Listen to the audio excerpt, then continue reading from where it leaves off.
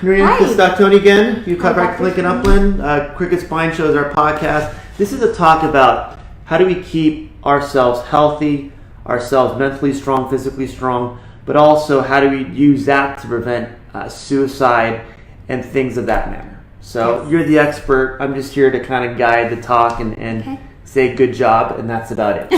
Okay, we talked a little bit beforehand to how we want to do the show. When we get started, why are we talking about this? When you came in the office about a few months ago, maybe 6 months ago, what was going on back then? I actually recall it very specifically because it really affected me, which it was August, and I had just gotten word that in our area there had been 4 teen suicides in one school district in one of our neighboring cities. Okay. And that just, I couldn't shake that. It was quite upsetting. Obviously I was having a lot of empathy for those families, for the school district, for the peers, the teachers, everyone involved in that, and I just kept thinking about it. You know? And from that, how was the response from the schools, from the neighborhood, from just even social media to those events? Sure. Well, I think everybody was quite shaken up by it, and of course everyone's trying to figure out how do we prevent this from happening. It was the first 4 weeks of school. The youngest in 5th grade. Wow. And they weren't related in any way. Different. You had done research on that. You'd seen everything. Yes, different schools, different ages, different grades, different genders. Okay. And so I've just been talking more and more, especially with my teen clients and their parents, and just being very vigilant about what they're going through, and trying to just make sure we're not missing anything. And then, what was the school district's reaction to all of this? I don't have I don't have a direct correlation with the school district. I mean, I would imagine just being that in the mental health industry and just kind of hearing from people that I know that work in school districts that are mental health professionals are very concerned about this.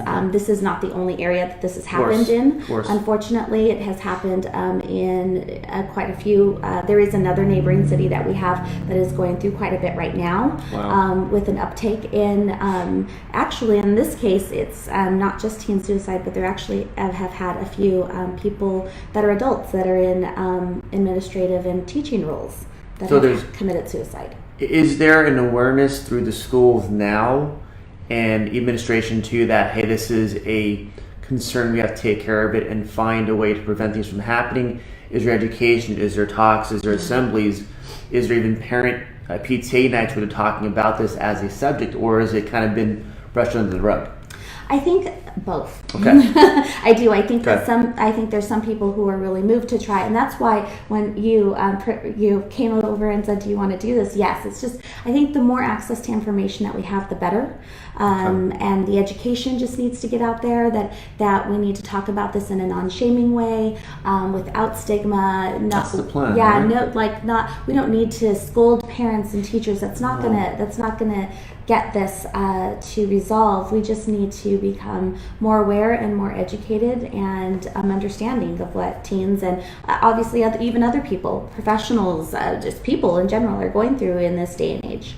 And talking about that, if there is a seminar, an assembly, something that for a teen or administration, adult or child, even parents too, what would be a good thing to discuss with that? What's a good way to approach that? I think to help these teachers, administrators, and districts to understand, hey, we don't want to consider this a problem, or we don't want to consider our school district have a problem, but how do we make things more aware so we have a better state where we can actually work with these kids and parents and adults? Sure. Communication is key. For those of us who are those parents with young children, I just always am encouraging parents with young children, just to listen to the little things, because if we don't listen to the little things when they're little, they're not going to tell us the big things when they're big. So we have to continue, if they're going to, I joke with some of my friends sometimes just about listening to like the minute details of the game Minecraft. Like it can be mind numbing. Exactly. But it's important to them. And so we got to pay attention, and we have to give undivided attention. And we're distracted. I'm going to go into my little soapbox about our electronic devices. These phone things, yes. these computer things. Yes. And we all are. And we also are reliant on them and dependent. I say I run my business on my iPhone.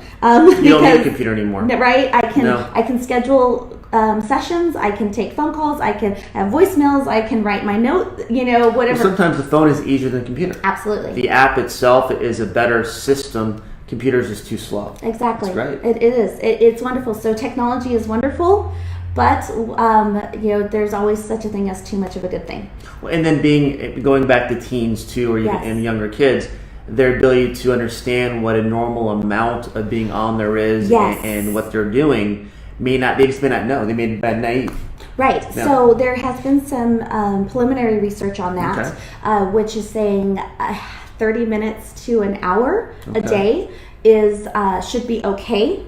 The sweet spot is at 2 hours. Once we get past 2 hours, there is an increase when they have started to ask teens about suicidal risk factors. Their risk factors start to go up after 2 hours. And is that 2 hours at one time? I don't think it said a day. Yeah, the research just said that said a day. I would think that probably throughout the day would be good if we sit for 2 hours on social media. That seems excessive, right? Can see at that point. And teens are doing that, and some adults are doing that too. But sometimes the teens will mimic what their parents are doing. Absolutely. Or adults around, they're like, well, if they're doing it, why can't I do it? Right. I just was in this really great discussion at a women's retreat that I went to, and we just talked about social media boundaries. And so we were talking about modeling. And that's one of the hardest things, like I said, especially if you are in a business where you can't easily take care of things on your phone, then it can appear that you are on your phone all the time, right? Exactly. So we just have to be very conscious of our behavior too. And do parents want to sometimes zone out? Of course. And are they allowed to take breaks? Of course. I just take a nap. Right? But so we have to just be careful of what we're modeling, because they are always watching. And even though we think that this isn't a big deal, all of that information, you have to think about how their brains are growing, and they're just taking in everything around them, and then they just do, and it can be just autopilot too. It's amazing that sometimes parents, especially, we're sometimes the issue. We're not doing enough as parents to be involved with them. Sure. We realize our parents, we didn't have the phone or the computer, so we went out and did things. We did. We had to. We were forced to, almost like I have to go with my parents. Right. But looking back on it, that was that connecting bond that allowed us to work as a family to do things. Even if it's just going for a drive or going to the beach or in the mountains. At that point, not spending time and just walking somewhere was time with us. Now as parents, I see as we can just spend time with them and be with them. Maybe even just in the car with them or around them on a living room or couch, you can see their behavior. You can see what's going on. You can, and they'll sometimes open up to you because you're next to you. Right. I think. I don't know. Maybe it's me. No, it's great. Driving is a great way to connect with your kids. You are not facing them, so there's a little bit of a barrier that they can feel a little more relaxed. Exactly. Okay. And then you just, I always want to be the mom that drives all my kids and their friends around, because you hear so much. They just like and they don't even pay attention to what you're doing. You're just a chauffeur at that point. Exactly. And you hear a lot of things. That's great. Yeah, so you can kind of follow up on it, or it just gives you a good sense of your child too, what they're like in their social circles, how they interact with their friends, and it just gives you another dimension of them that you might not see at home. And that's awesome. I'm just thinking about going back to what we were talking about before, the 2 hour window. Is that because a chemical reaction occurs in a child's brain at 2 hours? I'm assuming so. When you and I had originally spoken, August, you said something very pivotal about what you thought might be happening. You're the doctor, so this is where I'm going to refer to your expertise. I don't know what's going on. You're just the doctor. But you mentioned something about perhaps seeing these images over and over again, and so it's not it's perfection. This idea of they're curated photos, right? Yes. And so there's these snapshots in time, and people always post their best. And the best. Right. And so kids are seeing this again, adults are seeing it too, but kids' brains are growing. So that's where I think the majority of our focus goes to. We're always talking about, well, the kids. Well, because their brains are growing. Mine's done growing. Now, does my brain still get affected by watching these images? Yes.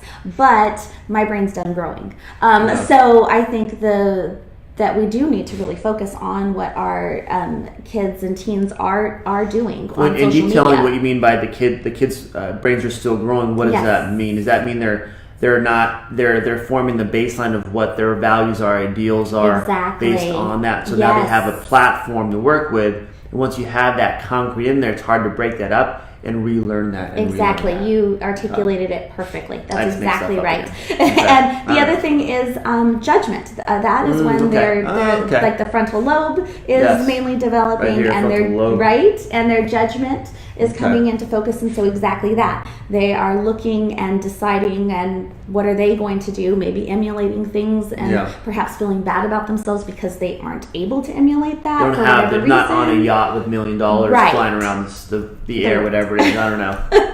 Flying in a yacht, exactly. Whatever it is. that'd be cool, I guess. I would do that. I would sign up for that. Exactly. But I think the rationale isn't there yet. So everything is if there's a way to, if it's the right terminology, it's very abstract. Yes. Whatever you tell them, they believe that. Whatever they see, they believe that. There's nothing behind that. That first layer of vision or speech that they can look behind. Yeah, they are pretty concrete thinkers at that point. They don't. There's a lot of black and white and not a whole lot of gray. And so going back to what you mentioned, you said something about you think that perhaps there is and I could be saying it wrong, so correct me. Is it a dopamine increase and a serotonin decrease? Drop. Exactly. Yes. Mm-hmm. And so that viewing these images over and over is actually causing a chemical reaction in their brains. And with that dopamine, what does dopamine do usually? Makes you feel good. Makes you feel good. And when you lose the dopamine, that rush, then what happens? Then you crash. Right? So when you crash, how would you feel after that rush, after that excitement? What's the opposite of that? Then it's depression.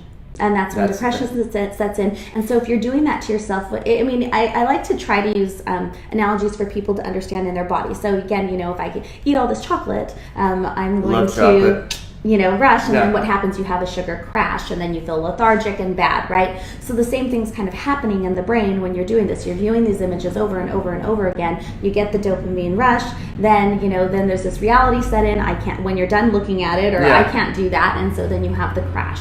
And the thing about when we're saying that children or teens are concrete thinkers, then in that moment, that feels like they're forever. They don't have there's not a lot of forethought. No. And so then when that feels like forever and they're in that depressed state, then what happens? Then that's when you start to see, and this goes into a little bit different subject. That's what and parents, in my sense, how does a parent understand the science behind it, so understand how to get out of that and reverse that process? Yeah. So go ahead. So cutting is an issue, and the reason kids cut is because it gives them that endorphin kick. There you go. It sounds it's hard to conceptualize because you're like, that physically hurts. How could you do that? But it gives them an endorphin kick. So now you're just finding ways to get rushes all of the time, and really it's just so many risk factors. Now we go into then you start experimenting with drugs. What happens? Why not? Then that gives you a rush. It's only one step, and one step from that last step. It may seem a big jump for the kid being healthy and normal, but at that point, that one step for them is just one more step. Right, and these are, and this isn't like I don't ever want to scare people. I don't want this to be like a scare tactic, but we're just talking about risk. We're just increasing risk. So if someone tells you that this is a risk factor, well, if we can mitigate that, why don't we? It's not going to hurt to decrease the risk factor. It is going to hurt if we increase the risk factor. There you go. What does that mean, risk factor? So they know. Going back to again viewing the images. Okay. If you are viewing the images, the research is showing that teens are spending about 5 hours a day on social media. So not the minimum 2, about 5. 5. Wow. Right. And at 5 hours a day, their risk factors for suicide increased by 70%. Amazing. Okay. That alone would okay, how do you just be more aware of what your kid's doing and reduce that risk by just letting them be not on the phone?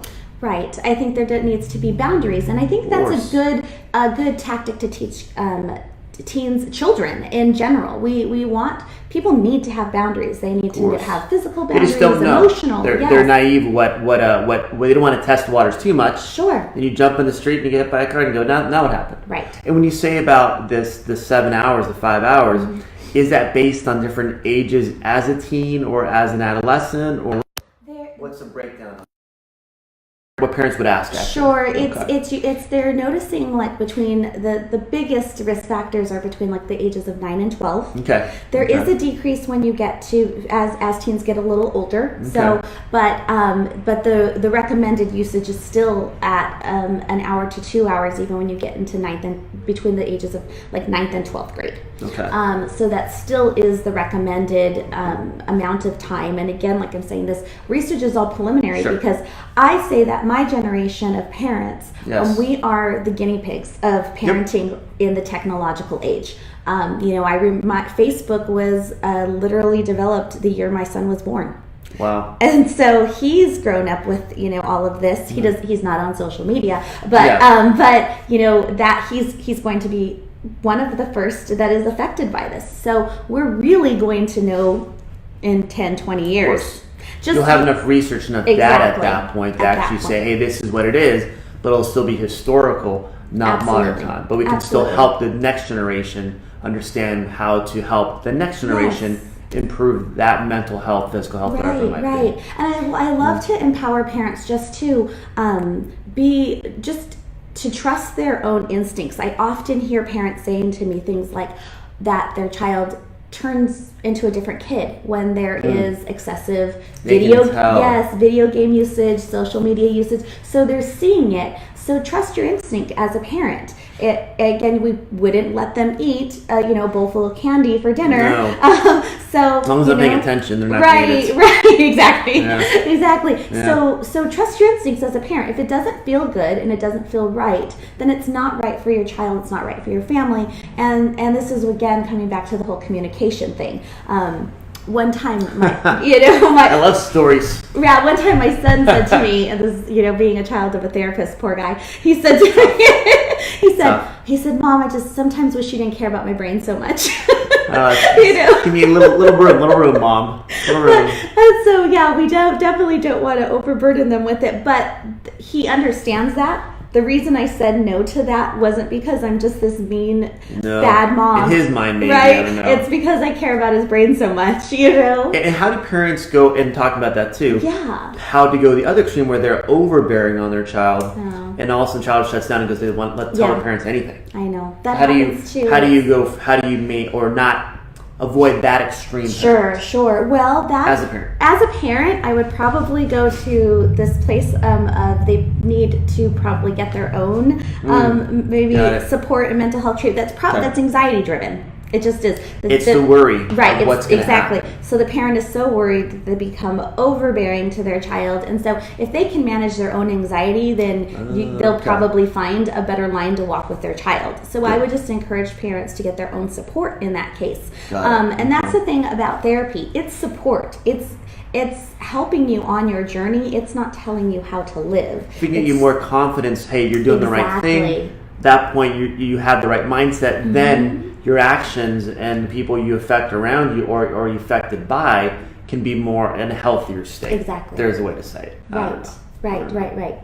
That's correct. There is, and there's more and more younger usage of electronic devices. Like kids are getting cell phones very early, and you can get cell phones without a smartphone plan. There you go. And so if you need to have your child have a phone so that you can contact them for whatever reason throughout the day, that is understandable. But again, you don't have to have the smartphone usage on that phone. There is a website that's called Wait Till 8th. Okay. And I really like that website. Wait till 8th. I'll put it in the show notes too. Okay. Sure. Yeah. Okay. It's just talking about waiting at least until 8th grade to give your child access to a smartphone. When smartphones now looking at too, even with non-social media access, some people are getting a lot of advertisements just as a text also. Absolutely. And what we're finding is that kids are being exposed to things that they wouldn't normally be exposed to, just having a smartphone available to them. They'll almost be able to contact you that way also. Exactly. It's amazing. It is. Okay. It is. And one of the things that they're being exposed to is pornography. Yeah. Again, because they don't have to search these things. No. It can just goes right at them. Yes. Accidentally. And how much does pornography versus a picture of a flying yacht, which I gotta make that up, or something else, how much dopamine does that hit you versus other stuff? Right. That's just so, huge. And it does, and then you start that. That's probably a whole nother podcast about what happens to children when they're exposed too early. And that's the problem is how do we minimize that dopamine effect? Right. Or what's an alternative to getting that effect from the computer or laptop or phone?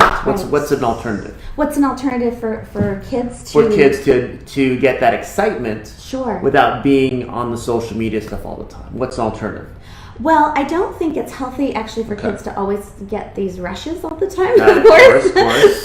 But of course we need kids reading. Yes. We need physical activity. Okay. So physical activity is also decreasing because here we are on video games and phones all the time. Sedentary. It's hard to be on your phone and on a treadmill or walking safely. Exactly. We want kids to use their imaginations. I mean, they need to do a lot of imaginative play even as they're older. Yes. So they just need to get out and about, run around with their friends, and then again, even that was, we were talking about social interaction. Yes. That's how they learn how to navigate the world. Is that playtime or friend time or team time, whatever it might be, gives them the ability to learn how to communicate with others. Right. Team play. Exactly. And then they need time with their families.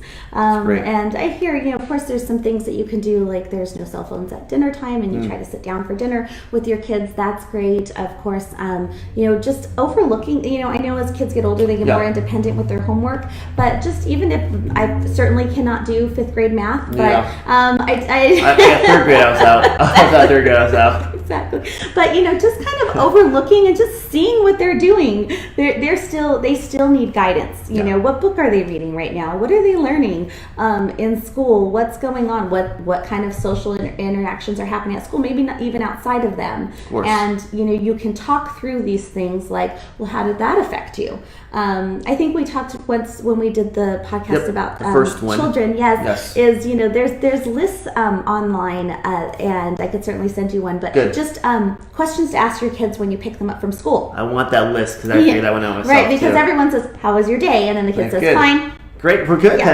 Exactly. Yeah, but just different. It has different questions on it, like who made you laugh today, and what was the favorite part of your lunch. And again, this is like the younger kids that you're going to do this with. But again, if we build that basis and that foundation, then as they get older, you're going to hear more about their day. The communication stays at the same level versus as you spread apart, it's hard to get that back again. It is. And if you feel like you've lost a connection, then I do encourage you to elicit the help of a mental health professional, because you can't. There is family therapy. There is just mom daughter, mom son, dad daughter. The things that you can do, and like you said, like we just study this all the time, so we just have all this information, and so we love to share it. And if you're doing your day to day, and so maybe these ideas don't come up, and we join together. That's the whole idea. Is we join together, we brainstorm, and I can say that I would probably venture to say 9 out of 10 kids that come through here don't tell me they want a worse relationship with their parents. They're always telling me they want better relationships with their parents. And a lot of sometimes the parent, I would assume, sometimes the parent's at fault and they don't even know it because they're so busy with work or hanging out with their friends or going to a restaurant with their kid and they're on the phone the whole time. So sometimes the parent's perception doing some type of therapy allows them to see, hey, how can I change? Right. What can I do to make myself more open for my child to come to me with just communicating, hey, what's going on, how are things going? Mm-hmm. So sometimes you have to be aware of, be humble sometimes as a parent too. Yes. How do I help my child come to me more and be more in their lives? Per se. Right. That's just me. Yes. Like you're saying, it's a bit vulnerable to do that and to take a look at ourselves, but it's necessary. It's necessary for our own personal. We should never stop growing either. No. So in terms of personal growth. So in terms of our own personal growth, our growth as parents, especially if it's your oldest one or whatever. Again, I tell people all the time, you've never done this before. So it can be trial and error, or maybe you have 5 kids and they're all different. Because that happens too. What's amazing as parents, now that I'm an older parent, is how much control we're not in control, and we're kind of reacting to what's going on, so we can not anticipate but know how to react or work with what's going on with your child. Maybe a different day of the week, or different age. Then you can know, okay, this is what you expect. Right. And expect more, not less. Don't narrow things down, I think. Sometimes. That's correct. Again, I'm just a doctor, chiropractor, whatever.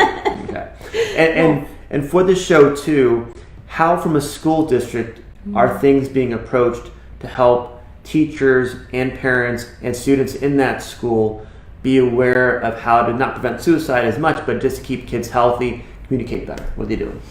How do you're seeing or hearing? Sure. What I'm seeing and hearing is, yes, there are definitely more trainings. There's more screening tools coming out. There are more.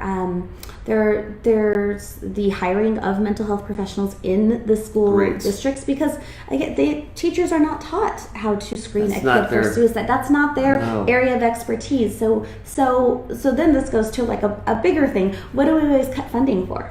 Of course. Mental health. That's the first thing that goes out the door. And so we need to advocate for mental health professionals in school districts. Even counselors at school too. They're more toward counselors for their grades, their college applications, what's going on with their school life, not their personal, not their mental life, not how they're doing well. Yes, there is a misconception of roles, and so oftentimes academic counselors or school counselors are focused on that, and so then when you have children with risk factors or you have some major mental health issue going on, that's outside their area of expertise. So we need to bring in, and I'm talking.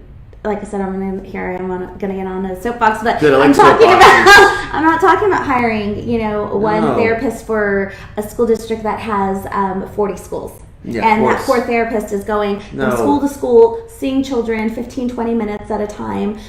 No, we need to advocate for more. Well, you talked about building a relationship and building trust.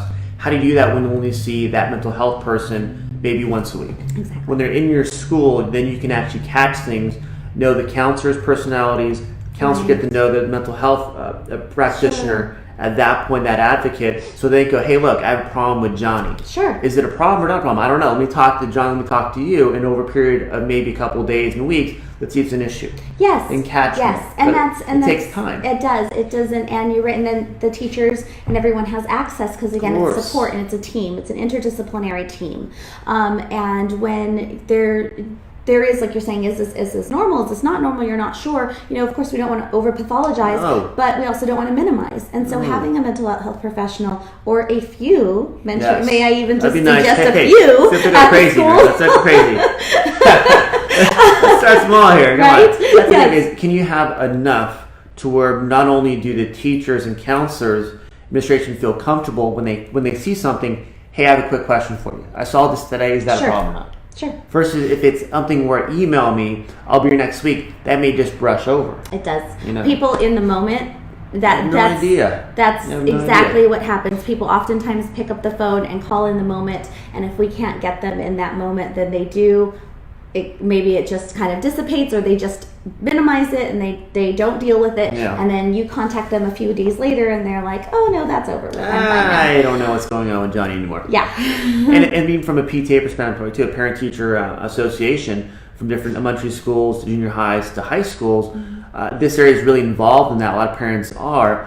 How do they get their schools more aware of what's going on as a feeding process to get more mental health people in their schools? What's a good way for them to approach, like having a meeting where they focus on that, or what do you suggest? That would be that's a great idea. I really like. I'm not going to do it, but that's right? what you do. Someone should do that. Not me. I won't be involved. Here's an idea. If you are on the PTA somewhere out there, Sure, you can bring that group of parents together, Okay. and talk about school board meetings. That's another place. Okay. School board meetings for public schools are open. You, as parents, you are allowed to go to those meetings, and Great. you are allowed to get on the agenda.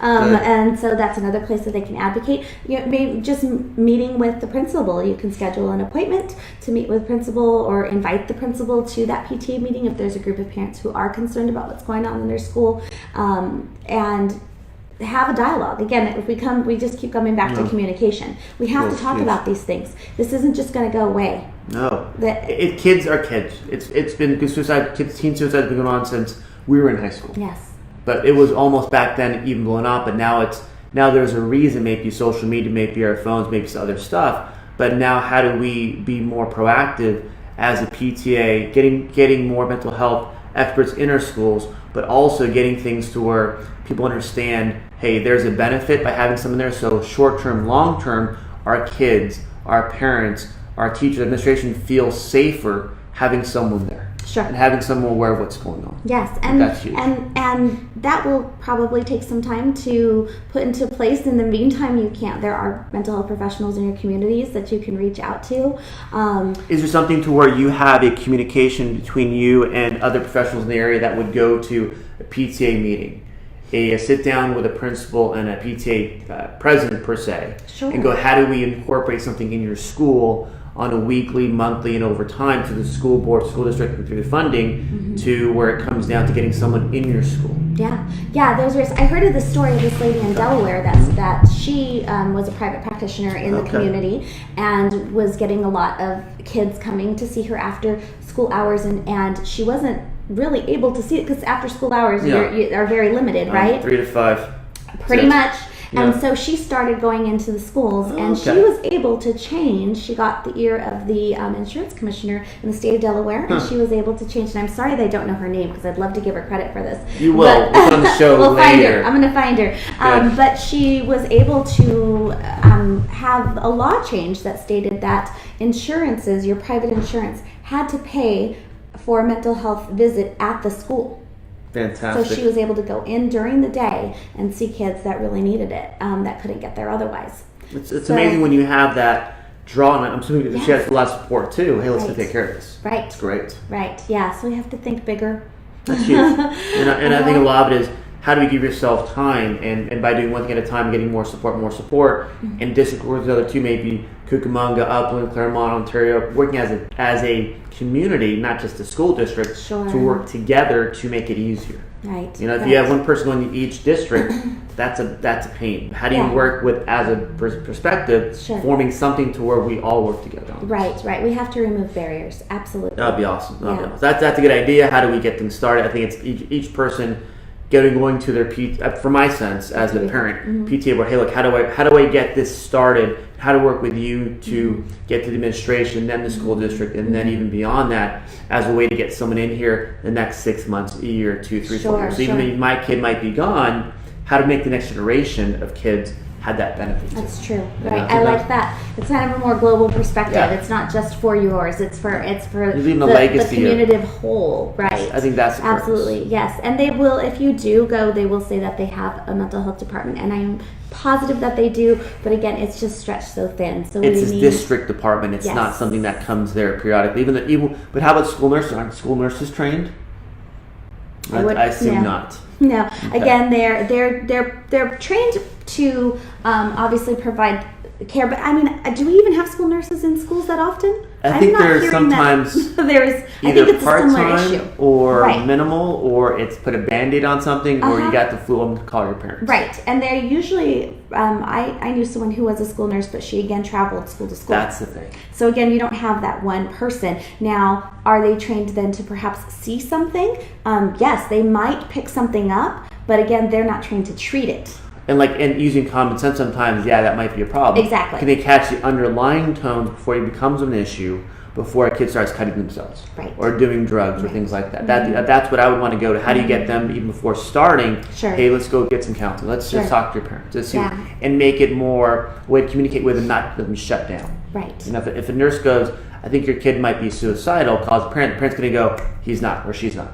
Right. So Right. they're gonna just kind of blow everything off. They can, and of course, if a child is showing any overt suicidal factors, then they will call what's called the PET team, or it might be called I think it might start with the C out here. But anyway, that's somebody will come out as an emergency. Like that's an emergency issue, it's right? not. But how do they? You said before in Delaware, how do you now doing things inside the school to where there's someone there where the teacher, administration, the program can actually see that as a benefit for the overall school. Yes, because if we look at the amount of hours children spend in school, huge. Those people are seeing our kids sometimes more than we are. No, it's amazing. Right. And they can't call a parent every day and go, hey, look, your kid's doing well. But how do you get that trust with a kid first, like you said, with time as a teacher? Then from there, if a teacher has trust with a therapist on site, they can work right away, catch things right away on the spot. Yes.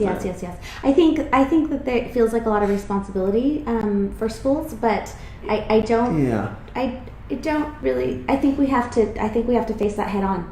And I think if schools just are really looking to prevent this from happening again, because it's already happened, how do you put the things in place slowly and have the acceptance for the district to spend the funding to have something there, which is, I mean, I don't know what the cost is going to be, but is it worth the cost to have your kids being safe, have your district being safe from a mental health perspective? Absolutely. And obviously not just suicide, how do you make sure your kids are doing well, just overall from a self-confidence, self-esteem perspective, and catch those things first before these things develop into a suicidal type of tendencies? Right. I think. Exactly. I don't know. What do I know? Yes, you are correct. Anything else for this show? I think we've talked a lot about the big picture and how to narrow things down and break things into little spots. It does look like a big program to do, but if you break it down to little things sometimes and take one step at a time, can you reach out to somebody that is involved in a school, in a program, or a church, and go, how do we start this little program and build it up and communicate with other people that may have the same type of thoughts and purpose, just not a way to act upon it. Yeah, I think, again, like you said, maybe getting these little community groups together and discussing ways to do this and inviting, community mental health people and people that are in the school district already that maybe because they know the ins and outs of how their schools work. The bureaucracy behind the system. Exactly. Yeah. So, usually a few good minds together is better than just one person, kind of the lone wolf out there trying to go school to school and it's a lot easier time-wise and energy-wise, everything else. Because you're going to get roadblocks. How to get through that roadblock, talk to somebody else. But that time, if it's between either one person has 10 hours a day or 10 people do 1 hour a day, it's a lot easier, so they all work together. Absolutely, yeah. I'm going to put all links in the show. At that point, you're going to have links to Norima, what she does here. We put some other links on there too, so you can go to a broader websites and links to groups to help you understand not only suicide, but mental health for children, even for adults too, and how to keep our kids healthy and safe and confident. All right. Sounds great. Anything else for another show? Tony. That's wonderful. Thanks for watching the show again, and like I said, we'll see you guys soon. Have a good day. That's all it comes down to. And how do we make people healthier and stronger? Yes. I think.